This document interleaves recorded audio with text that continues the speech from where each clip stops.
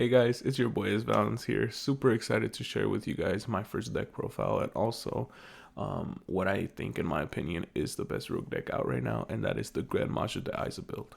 I do have a 42 card version to share with you guys, and this is the very first deck that I started playing with.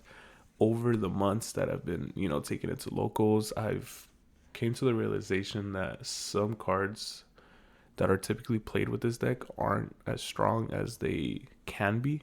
So, I've optimized to what I think is the closest to being anti brick as possible. Now, will still brick just because this is, Yu Gi Oh! And no deck can be completely 100% anti brick. But, with the ratios that I have in this deck, it is so amazing at playing against the current meta. You will be able to get through so many of your opponent negates. You will be able to just clear their board and hit them for that OTK, because that's what this deck excels at, getting high valued, high attack power monsters.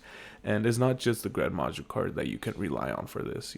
I have more cards in here that do synergize like well with each other. So without further ado, with that being said, let's get right into the deck profile. Now, to start us off with the monsters, we do have the main boss monster of this deck, which is the Gren Maju de Isa. I'm only running 2 because when I had it at 3, I was drawing it way too often when I didn't want to. So 2 is the perfect ratio. It gives you time to, start banishing cards, whether you're recycling Gizmek or whether you're drawing the 2 Pot of Desires. Because every time you do recycle Gizmek, it is 3200 attack and defense, so you start adding attack power really fast and really easily. Up next, we have the first little package, which is going to be the Kaijus. Kaijus are the answer to everything, and I mean everything. No matter what their boss monster is, a Kaiju can get rid of it, and you're running 6, which is the optimal ratio that I found for this deck, because they're also searchable with the interrupted Kaiju Slumber card that you are running 3 of. So with all these cards, you're able to get rid of, like I mentioned, their boss monster and get a level later on your side of the field. Because all the monsters that you have, aside from the 4 tuners, are going to be level 8. So it's really easy to go into your level 10 Synchros and your level 8 XEs. So up next, we have the second package of the deck, and that is going to be the 3 Danger Thunderbird and 3 Danger Bigfoots. So these cards are flow really well with this deck because their effects are you reveal them in your hand and you shuffle your hand, and your opponent chooses 1 card to discard. If these cards are discarded, they do have a separate effect. So for Thunderbird, it pops a face down card on the field, and Bigfoot pops a face up on the field. If they are not discarded, you get a special summon them, and you get a draw as well. So really good at getting rid of those like troublesome trap cards or forcing your opponent to play. If you know they have an imperm set or a dropless set, you're forcing them to use it before they wanted to, and that way they won't be able to really interrupt you any further. And like I mentioned, you do get that drawing power if they are summoned, and Bigfoot is at 3k attack and Danger Thunderbird is at 2800 attack. So really high powered as well, and really good if they get discarded or not. Up next, we have the MVP of the deck, which is the 3 Gizmek. So this card, you get to special summon it from your hand or your graveyard during either turn, whenever, because it is a quick effect. And you banish the top 8 from your deck face down, and you special summon them. So like I did mention, he is 3200 attack and defense for Gren Maju every time you do that. So this comboed with Pot of Desires, you're getting Gren Maju up there in attack power. And also he is another level late, so if you summon him during your opponent's turn, exes him off during your turn, you could bring him back, go into your Glubion, and that's like a 17k attack monster, and I'll explain more of that when we get to it. Up next, we have another 2 of, which is going to be the 2 Alpha, the Master of Beasts. This card is really, really good because as long as your opponent has more attack power than you, you're able to special summon him from your hand. And his second effect is that you get to target any beast warrior, or winged beast monsters on your side of the field and send back that amount that on your opponent's side of the field.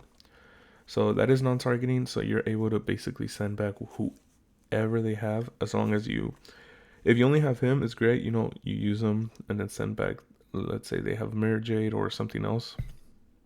Or if you have two of them, or if you have him and a Danger Thunderbird, you can send both of them back to your hand, send two monsters, clear their board effectively, and then just hit for game. So Alpha is truly a great card in this deck. Up next, we have our first tuner, which is the Plague Spreader Zombie. It allows us to go into our level 10 plays.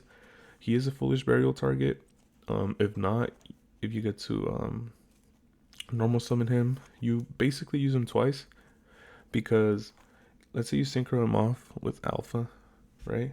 So they're both in the graveyard now. You could special summon Plague Spreader Zombie back from the graveyard by placing the one card from your hand on top of your deck, and then from there, go on to your play. So you could save that for the next turn, and then when he leaves the field after using that effect, he is banished. So if you synchro him off while you have chaining on the field, he gets banished. Chaining's trigger effect gets activated, and you get to banish one card from their field and graveyard. I'll explain more to that when we get to chaining as well. And finally, we have 3 Deep Sea Diva. You want to make sure this card is at 3, just because you are banishing a lot. And when you normal summon this card, you're able to search another copy of it and special summon it to your side of the field. So it is a good Ash Blossom bait, but also it's really good if you want to run any link monsters, like generic links. You get your monster on your field and you're able to go into that. Also level 2 tuner, so another really good option to go into your synchros. For our first spell card, we do have Change of Heart, just because it synergizes really well with the zombie vampire. And Change of Heart, you get to take control of one of their monsters, attack with it, use its effect. Yeah, pretty much it's really, really great. Then we have another one of, which is going to be Foolish Burial. You're 9 times out of 10, you're going to send Plague Spreader Zombie to the graveyard, and if not, you will be sending Gizmek to start recycling and start your plays. Up next, we do have your Pot of Greed, basically, which is trade-in, just because every monster in this deck is level 8, and you get to draw 2 cards after that. Also note, it says discard on it, so you are able to use the danger effects if you use them if you discard them with trade-in. Up next, we have Super Poly, again at 3, just because this card is really great at clearing your opponent's boards after they have set up their place. We are running one of the most common 3 Super Poly targets in this deck, but you're also, there's other alternatives that you can run, and I'll get to that when I explain the extra deck to you. And up next, shout out Konami for fixing this. 2 Pot of Desires, that's 4K for Gren Maju each, and you get to draw 2 cards. It's really common for me to banish the 10 as cost, and then I draw 1 Gren Maju. That's happened multiple amount of times, so it will happen to you as well. We have 3 Triple Tactics Talent. This card is really great because whenever you bait them with whatever searcher you have in your deck and they Ash Blossom you, this card goes live, right? So you're able to use any of the following effects as long as they activated a monster effect that isn't during your battle phase. So you get to draw 2 cards, take control 1 monster. Again, that's basically another Change of Heart. So you have basically 4 Change of Hearts on your field. And the third effect I haven't really used a lot, which is you look at your opponent's hand, you choose 1 card, and you shuffle it into their deck. It can be really well if you know what they're playing, and or you might think they have any more hand traps, and you want to get rid of that. And then we have our Raigeki of the deck, which is going to be the 3 Interrupted Kaiju Slumbers. These cards clear the board, and then you special summon 1 Kaiju on your side and their side. The only thing though is they have to be in attack position and they have to attack if they're able to. this card gets like whenever I activate it, Ash Blossom is right there a good majority of the time. So it's a really good negate because you force them to negate it. If not, they lose their whole board. And also the second effect of this card in the graveyard, after the turn that you used it, you're able to banish it and get a kaiju monster from your deck. So you even if they do stop this from resolving, you do have that play the next turn. And finally, we're rounding it up with the only trap and also the best hand trap in my opinion in the game, Infinite Impermanence. You are going second whenever you do win the die roll. So it's great to draw this, and then you have those negates that you could just pop off and stop their plays, and from there you could just OTK them. This deck really excels at doing that. By the way, you're OTKing a good amount of times. All right, guys. And to start off our extra deck, we do have the zombie vampire. What I mentioned with both triple tactics and change of heart, if you take control of one of your opponent's monster, it is treated as a level 8 for the XZ summon of this card. And also, if they're special summoning a lot, they cannot target this card with special summon monsters unless they're special summoned from the graveyard. So you do have that protection, sort of, but the effect that it's really great is that this card mills the top 4 from your deck and their deck, and then you are able to special summon one of those milled cards. So it's very common for you to use that effect and then get a level 8 on your field. If you have Gizmic in the graveyard or in your hand, activate its effect to special summon itself, go into Draglubion, and that's 17,000 attack. I actually won a couple games like that these last locals I went to, and it's really great because it is 3k 2800, so pretty hard to get rid of. Up next, we do have the famous Draglubion package.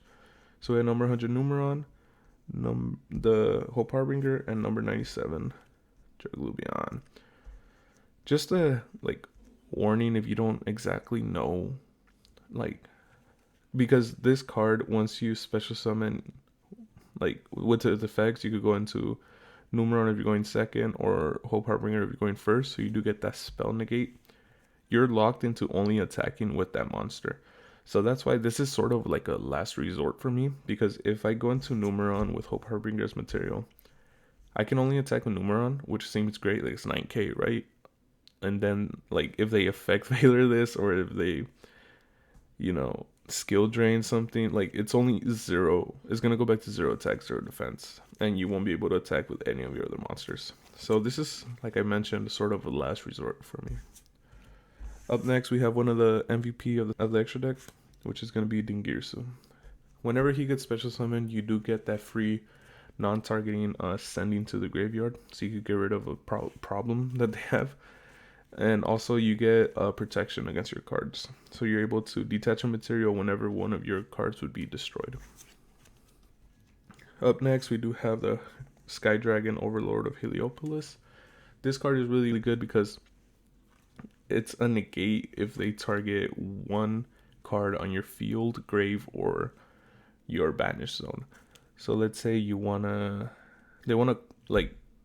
summon Gizmic from your graveyard and they try to call by the Graveyard by banishing it instead, you could chain this because it is a quick effect and stop that from happening because it won't be able to target your Gizmic. Now we do have number 68, the Sky Prison. This card is really well at stopping them from special summoning from either graveyards. And it also gains 100 attack and defense for every monster in both graveyards. So it's very common to special summon this and defense, activate its effect, and they won't be able to run their plays. We have 3 underrated cards in my opinion. Galaxy Eye Cypher X Dragon, the Cypher Dragon, and the Armor Photon Dragon. So with Cypher Dragon, you go into him and you get to take one of their monsters. That monster's name becomes Galaxy Cypher Dragon and its attack becomes 3k. But after that, you get to overlay onto Cypher X Dragon. And, it's a 4k body. You're not really using its effect. You just use this combo to have a lot more XZ's rank, and you go into Draglubion your next turn. and also getting rid of whatever problem monster they have. Next, we do have the Super Poly targets. We're running Dragon of the Swamp, Starving Venom Fusion, and Predaplant Dragostopelia.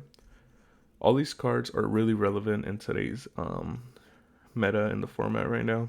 So for Starving Venom, you only need 2 dark monsters. Predaplant, you need 1 fusion monster and 1 dark monster. And for Mudragon, it's just 2 monsters with the same attribute, but different types. This was more relevant when DPE was still being used a lot, because if they have a Baron and a DPE, you know, Super Poly, Mudragon. So it's very easy, like, you get rid of a lot of boss monsters. It's just 2 darks with Starving Venom. And with Predaplant is really good against like Branded Despia or anything that is very fusion heavy, because all you need is 1 dark monster and 1 fusion. So their effects also really well. For Predaplant, pretty much you're targeting 1 card, placing a Predaplant counter on it, and their effects get negated. Every card with a Predaplant counter, their effects get negated. So if it lives for the next turn, you could go ahead and negate another monster's effect. Starving Venom, it gains attack. So you get to it gains attack equal to 1 opponent's special summon monster. And it's at 2800, so it's really easy for this card to go up there in value. And also, if they destroy it, whenever this card gets destroyed, like, every monster that your opponent special summon gets destroyed as well. And to round up our extra deck, we do have the 2 synchros, Cheng Ying and Rudy Rose Dragon. So Rudy Rose Dragon's really good because you do get to banish both cards from the graveyards. So that's more ammo for Cheng Ying and more ammo for Gren Maju as well. For Cheng Ying, he gains 100 attack and defense for every card that is banished, and your opponent's monsters lose 100 attack and defense for every like banished card. So it's really easy for this card to go like above 5k, and for your opponent to have 0 attack, 0 defense, and then you could just like swing for game. The secondary effect on Cheng Ying is that if a card is banished when it's not during the battle phase, you are able to banish 1 card on their field and their graveyard. Rudy Rose also has a secondary quick effect, where if your opponent would activate a card or effect that would destroy a card, you could tribute this card and stop the and negate the activation pretty much. So both these cards run really well because you are banishing a lot with Gizmic, or like I mentioned before with Plague Spreader. Let's say you make Cheng Ying that first time, and then the second time with Plague Spreader again, you bring him back from the graveyard, and then when you synchro, he gets banished, right? So you have Rory Rose on the field. That resolves. His trigger effect goes off, and you get to banish 1 from their field and graveyard. So it's really easy for them to like really get up there in value. And also, like I mentioned, the graveyards get banished, so that's even more like attack power for Cheng Ying. Okay, to finish this off, we do have the side deck. I am running 1 Despian Proskinian. If you're running against a like really heavy Despian deck, all he needs is 1 Despian monster, 1 light and dark monster. So when they finish their board, they will have all the like criteria met for this, and then you can just clear it and go into him. Up next, we do have 1 Called by the Grave, just because if you're tired of getting ashed all the time, you know, side this in, and if you see it, that's a good answer to it. We do have 2 Nibs. This will be a 3rd, but for now I am only running 2. So this card stops Sword Soul, Heroes, you know, really anything that summons a lot. And once you get rid of like their combos, a lot of decks have trouble responding to this, so it's usually GG's. Twin Twisters is my next card. I have 3. Now these cards really synergize well with this deck, because when you discard a danger to use its Twin Twisters effect, you also get the effects of the danger cards. So really well at clearing boards. Up next, we do have 1 Dino Wrestler Pango Traps, which is, in my opinion, the best going second card. As long as they have more monsters than you, you get to special summon this. After that, it is a quick effect, so you could chain it to whatever. You get to tribute this card and 1 card on their side of the field. Up next, we do have 3 Dimensional Barrier. Really well at stopping sword soul, branded, or anything that is not link related. So it's really what's stopping all their effects, and just keep in mind that it also stops your effects during that turn. So if you want to negate like an Xyz, like if you declare Xyz with this, your Xyz monsters would also lose their effects. So keep that in mind. Up next, we do have 3-dimension shifter.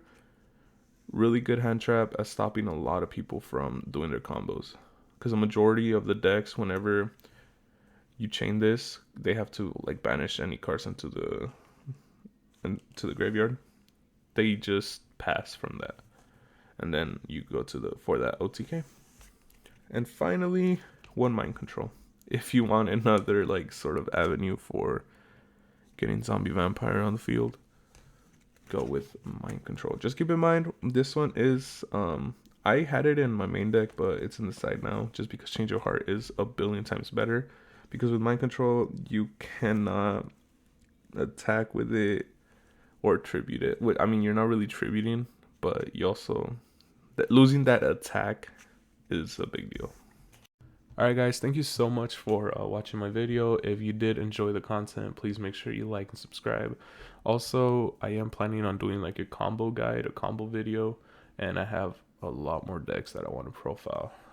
So stay tuned for that. If you have any other suggestions of maybe other cards you would run or any other way to play this deck, go ahead and leave a comment down below. Other than that, it's your boy S Valence,